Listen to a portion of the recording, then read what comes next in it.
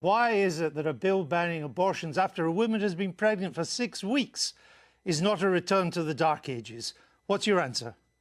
My answer is something called science. Human life exists at conception. It ought to be protected. Now, back to my question to you. You purport to be an objective journalist. BBC purports to be an objective down-the-middle network. It obviously is not. It never has been. And you as a journalist are proceeding to call one side of the political aisle ignorant, barbaric, and sending us back to the Dark Ages. Why don't you just say that you're on the left? Is this so hard for you? Why can't you just be honest? Mr. Seriously, Shapiro, it's a serious question. Mr. Shapiro, if you only knew how ridiculous that statement is, you wouldn't have said it. I just Really? asked you a question. And I asked you a question. You failed to answer a single one of mine. Frankly, I find this whole thing a waste of time. If you want to read the book and critique the book, why don't you read and critique the book? If you want to critique me, you can think whatever you want of me. Why don't you frankly, just try and I don't answer care. the I don't questions? frankly give a damn what you think of me since I've never heard of you. And I've never heard of you until I briefed myself for this. But that's not the issue. You have a Then new why the hell book are you out, interviewing and me, sir? it's an interesting book. But my point is, your book claims that Well, it'd be society... nice if you would quote it from time to time. Your book is... Well, actually, I've done so several times, and I'm about to do so again, if you would let me just finish the question. Your book frankly, I don't claims think that society honestly, is turning its sir, back on Judeo-Christian values. Yeah, What are those considering values? What are the values it's turning its back on?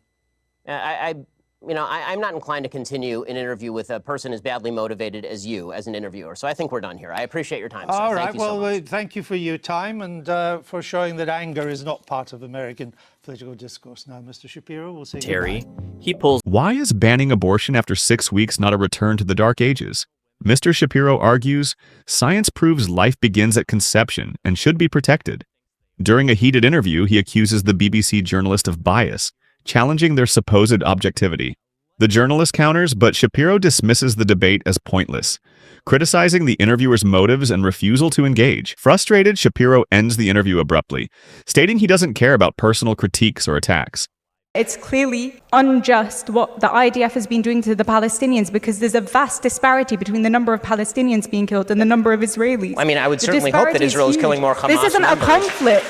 This isn't a conflict. This is one-sided ethnic cleansing. So, again, I'm just asking you, if based on the numbers, more Germans died than Brits in World War II, did that mean that the British were wrong in World War II? Because they did. Many more Germans died than Brits. Based on the numbers, does that mean that Britain was wrong in World War II? Britain wasn't bombing civilians.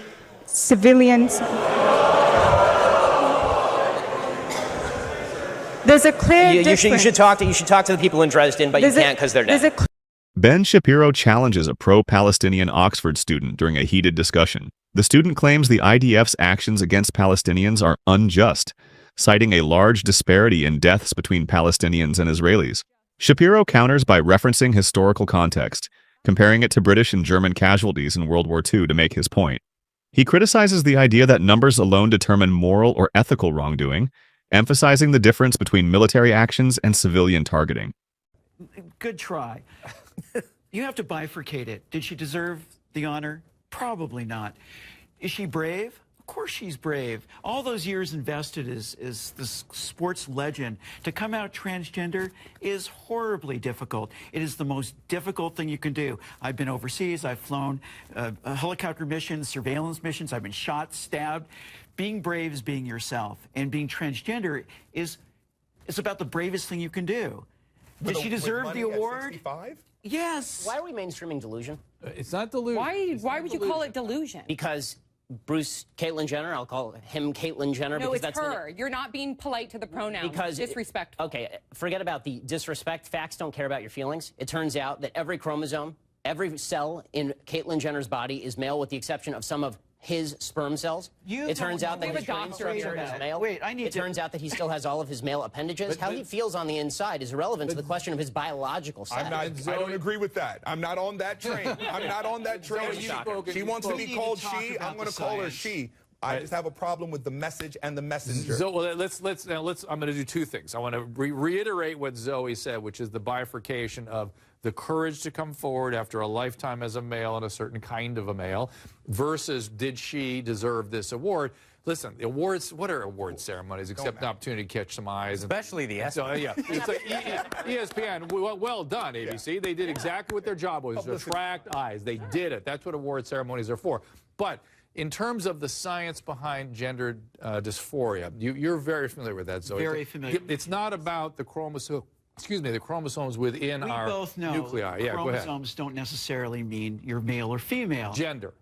With gender, of course. Identity. Go ahead. No, so Especially, but even so, you have a thing like Klinefelter's syndrome. So you don't know what you're talking about. You're not educated on Would you actually genetics. like to discuss the genetics or no? well, no, What no. are your genetics, sir? Zoe, I'd stay away from the genetics and back to the brain scans. You cut that out now, or you'll go home in an ambulance. Yeah, that seems mildly inappropriate for a political discussion. No, I know. Well, Yeah. but wait. To be fair, but to be fair, But to be fair, you're actually being Hey, kind guys. of rude. You're and that- horrible. and that's not fair. I'm sorry, it's not rude to say that someone who is biologically called a me a male sir. is a male. You just Someone called who me is sir. biologically male is a male. But Mr. Shapiro, you knew very well that saying that to Zoe would be egregiously insulting. It's not a Ben Shapiro engages in a heated debate about gender identity with a pro-transgender advocate at Oxford. The discussion explores the bravery of coming out as transgender, with comparisons to military experiences and courage. Shapiro questions whether Caitlyn Jenner deserves the award in question, while addressing biology versus gender identity. Heated exchanges focus on genetics, gender dysphoria, and scientific arguments surrounding chromosomes and biology.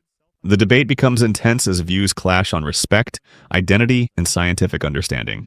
You have claimed that you oppose medical transitioning for these children, namely and specifically to what normally happens is puberty blockers, which you have called you called it child abuse. Is that It correct? is. That's correct. You consider it okay. You consider it child abuse.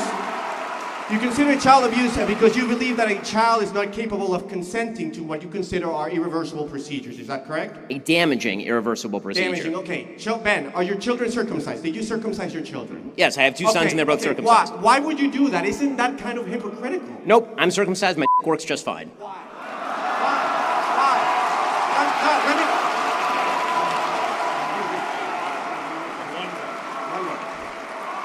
Why is violating the bodily autonomy of an infant acceptable to you? And I can say, I'm a owner, and I can tell you, there's sensitivity right there, Ben, that is removed when you do a circumcision. Why is that okay to Well, you? I don't mean to get personal, but I'm sure it doesn't seem like you could possibly have a basis for comparison.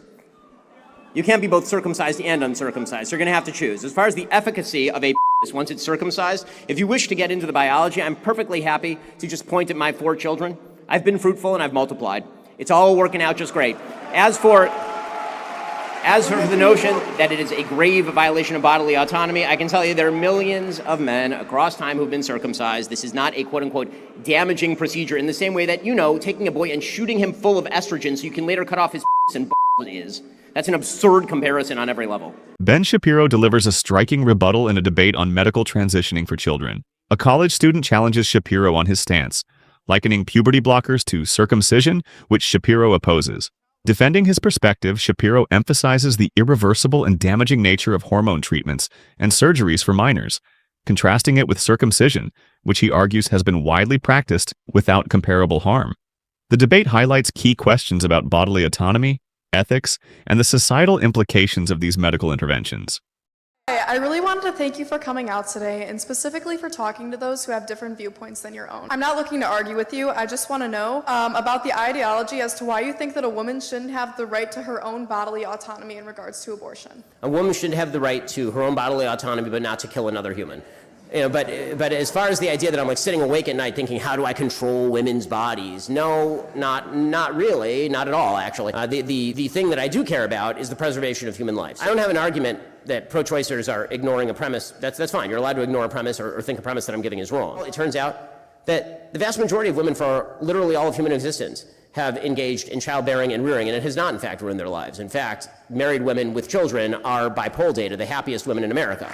All right, thank you for the straw man fallacy. Thank you. I missed what she actually said. What was it? Straw man? Straw man fallacy, I think.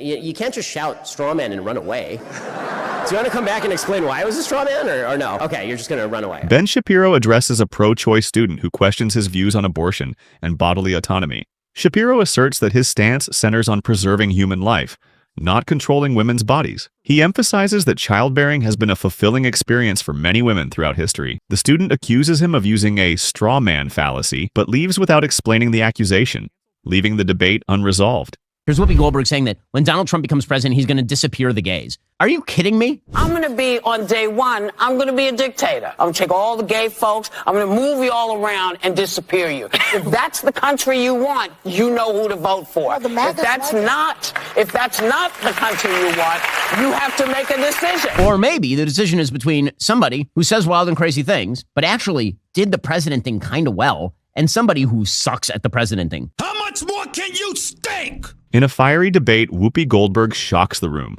openly stating that she doesn't care about President Biden's mental or physical state as long as he's not Trump. She dismisses concerns about Biden's ability to govern, saying, "I don't care if he can't put a sentence together. I don't care if he pooped his pants." While others critiqued Biden's performance during debates, Whoopi defends him, recalling his ability to recover after being criticized for his approach toward Kamala Harris. She argues he still delivered a productive presidency despite perceived flaws. Critics claim this highlights partisan priorities, focusing on rejecting Trump rather than Biden's capabilities. Supporters, however, see it as loyalty to a leader they believe will deliver results. This debate underscores the divide. Should leadership be judged by performance or perception? Let us know your thoughts in the comments below. Hit the bell icon to stay updated.